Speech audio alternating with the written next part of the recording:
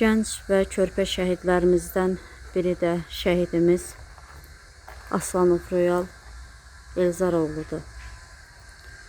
Ruhun şad olsun qardaş. Royalımız da 44 günlük Vətən müharibəsinin qəhrəman şəhidlərindən olub. Körpə olub, əskər olub, amma qəhrəman olub. Böyük şücaətləri olub.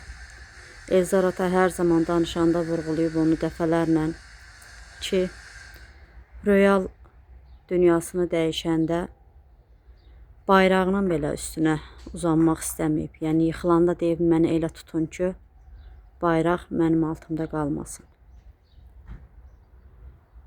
Allah ruhunu şad eləsin. Allah İlhamaniya, Elzar ataya bol-bol səbir versin.